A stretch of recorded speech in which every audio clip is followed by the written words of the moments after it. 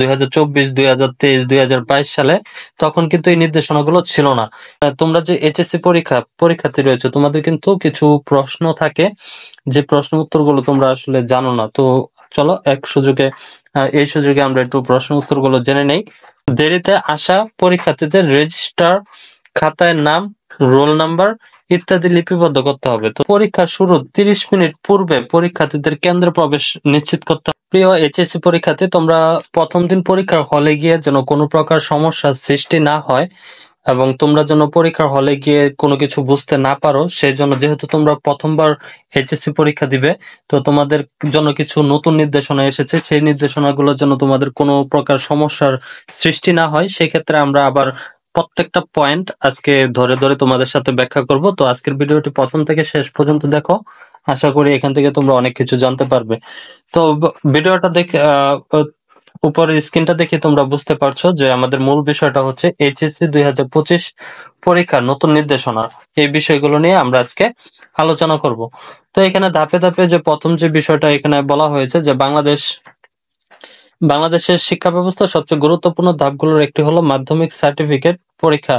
2025 সালের এইচএসসি পরীক্ষাকে ঘিরে নতুন কিছু নির্দেশনা জারি করা হয়েছে। এই নির্দেশনাগুলো কিন্তু আগে যারা ছিল 2024, 2023, 2022 সালে, তখন কিন্তু এই নির্দেশনাগুলো ছিল না। এই নির্দেশনাগুলো কিন্তু নতুন ভাবে এসেছে, তাই তোমাদের এই নির্দেশনাগুলো পরীক্ষা দেওয়ার আগে অবশ্যই জেনে নেওয়া উচিত।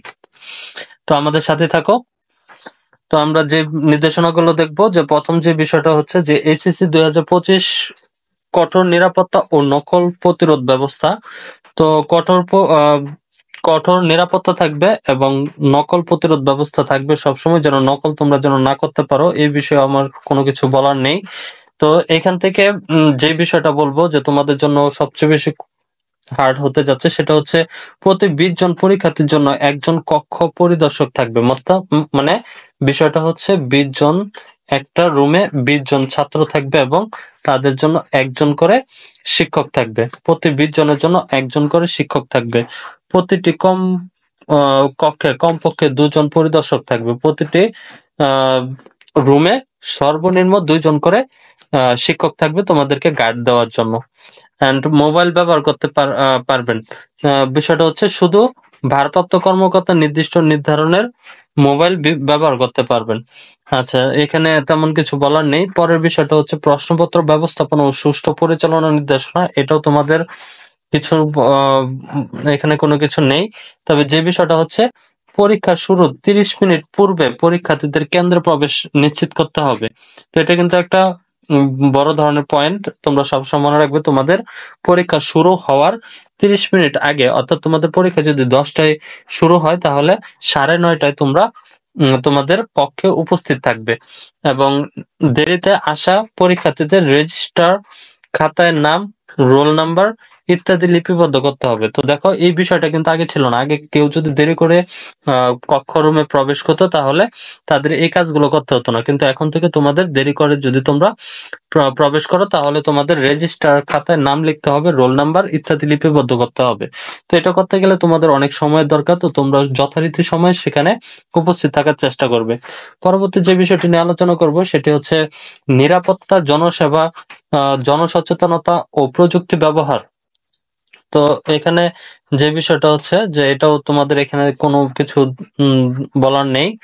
উত্তরপত্র ও তথ্য ব্যবস্থাপনা, এটা নিয়েও তোমাদের কিছু বলার নেই। মেইন যে পয়েন্টটা নিয়ে আমরা আলোচনা করব, সেটা হচ্ছে এইচএসসি 2025 পরীক্ষার্থীদের জন্য গুরুত্বপূর্ণ নির্দেশনাগুলো নিয়ে আমরা আলোচনা করব।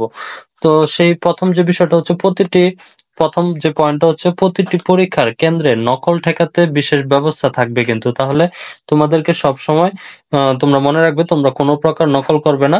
তোমরা সব সময় ভালোভাবে যাবে এবং পরীক্ষা হলে প্রশ্ন দেখে উত্তর দেওয়ার চেষ্টা করবে। কোনো প্রকার নকল করবে না। নকল করলে কিন্তু তোমার লাইফটা বরবাদ হয়ে যেতে পারে। তো তোমার এরকম কোনো কিছুই তোমরা করতে যেও না, এটা তোমাদের কাছে আমার একটা রিকোয়েস্ট থাকবে। দ্বিতীয় যে বিষয়টা রয়েছে, যে কোনো ইলেকট্রনিক ডিভাইস ব্যবহার করা যাবে না। তো তোমরা পরীক্ষার হলে কোনো প্রকার ইলেকট্রনিক ডিভাইস নিয়ে প্রবেশ করবে না কিন্তু। তাহলে কিন্তু তোমাদের পরীক্ষা খাতা, তোমাদের পরীক্ষা দেওয়াটা বন্ধ হয়ে যেতে পারে, কিংবা তোমাদের পরীক্ষা তোমরা যে নিয়ে যাবে তার পরীক্ষা খাতা নিয়ে নেবে শিক্ষক। তো এইগুলো তোমরা করো না। তৃতীয় যে বিষয়টা হচ্ছে পরীক্ষা 30 মিনিট আগে কেন্দ্রে প্রবেশ করতে হবে। যত দেরি করবে তোমার জন্য কিন্তু আসলে সেটা ক্ষতির কারণ হয়ে দাঁড়াবে। আর নতুন যে পদ্ধতি হচ্ছে রেজিস্টার করতে হবে, আরো আদার্স অনেক কিছু হবে। তো এগুলো করতে গেলে আরো সময় চলে যাবে তোমাদের পরীক্ষার। পরের যে বিষয়টা হচ্ছে নিরাপত্তার জন্য থাকবে ট্যাগ অফিসার ও পুলিশ। আচ্ছা, পরবর্তীতে যে বিষয়টা রয়েছে সেটা হচ্ছে সিসিটিভি ও হ্যান্ড মাইকের মাধ্যমে জনসচেতনতা গড়ে তুলতে হবে। ওকে, তো তোমাদের মেইন এই পয়েন্টগুলো। আরেকটা যেটা হচ্ছে পরীক্ষার দিনগুলো, শিক্ষা প্রতিষ্ঠান ও অভিভাবকদের ভূমিকা। দেখো, তোমরা যখন পরীক্ষা দিতে যাবে তোমাদের সাথে কিন্তু অবশ্যই বাবা মা থাকবে, কিংবা যে কেউই হোক একজন অভিভাবক থাকবে। তো পরীক্ষা কেন্দ্রে সুশৃঙ্খল পরিবেশ নিশ্চিত করতে প্রতিষ্ঠান প্রধান, শিক্ষক, অভিভাবক ও স্থানীয় প্রশাসনের সমন্বয় ভূমিকা গুরুত্বপূর্ণ। শিক্ষা বোর্ডের নির্দেশনা মেনে চলা সকল পক্ষের দায়িত্ব। ওকে, এসএসসি পরীক্ষার্থীদের জন্য প্রায়শই জিজ্ঞাসাবলী কিছু প্রশ্ন রয়ে থাকে কিন্তু। তো আজকে চলো আমরা সেই প্রশ্নের উত্তরগুলো এক এক করে দেব। তো মানে তোমরা যে এইচএসসি পরীক্ষার্থী রয়েছে, তোমাদের কিন্তু কিছু প্রশ্ন থাকে যে প্রশ্ন উত্তরগুলো তোমরা আসলে জানো না। তো চলো এই সুযোগে আমরা একটু প্রশ্ন উত্তরগুলো জেনে নেই। প্রথম যে বিষয়টা হচ্ছে এইচএসসি 2025 পরীক্ষায় মোবাইল ফোন ব্যবহার করা যাবে কিনা। বিষয়টা হচ্ছে তোমরা ফোন ব্যবহার করতে পারবে না। যখন তোমরা পরীক্ষার হলে ঢুকবে তখন আর তোমরা কোনো প্রকার ফোন ব্যবহার করতে পারবে না। তোমাদের ফোন নিয়ে যেতে পারবে না, ক্যালকুলেটর সর্বনিম্নটা নিতে হবে, কোনো প্রকার ইলেকট্রনিক ঘড়ি নিয়ে যেতে পারবে না। দ্বিতীয় যে বিষয়টা হচ্ছে পরীক্ষার কত আগে কেন্দ্রে উপস্থিত থাকতে হবে। সেটা একটু আগেও তোমাদেরকে বলেছি যে পরীক্ষার কেন্দ্রে তোমাদের 30 মিনিট পূর্বে উপস্থিত থাকতে হবে। তোমাদের পরীক্ষা 10টায় শুরু হবে, তো তোমরা 9:30টার মধ্যে কেন্দ্রে তোমাদের উপস্থিত থাকতে হবে। তৃতীয় যে বিষয়টা হচ্ছে নকল প্রতিরোধে কি ব্যবস্থা নেওয়া হয়েছে। পরীক্ষা কক্ষে পর্যাপ্ত পরিদর্শক, সিসিটিভি এবং জনসচেতনতা কার্যক্রম নেওয়া হয়েছে। তারপরে যে প্রশ্নটা তোমাদের হয়ে থাকে সেটা হচ্ছে উত্তরপত্র ব্যবস্থাপনার নিয়ম কি। এটা হচ্ছে সঠিকভাবে আলাদা খাতা, সিকিউ এবং এমসিকিউ গুছিয়ে বোর্ডে পাঠাতে হবে। এবং সর্বশেষ যে প্রশ্নটা হচ্ছে পরীক্ষা কেন্দ্রে কি ধরনের ঘড়ি ব্যবহার করা যাবে। এটা কিন্তু আসলে একটা খুবই গুরুত্বপূর্ণ একটা প্রশ্ন, যে পরীক্ষা কেন্দ্রে কি ধরনের ঘড়ি ব্যবহার করা যাবে।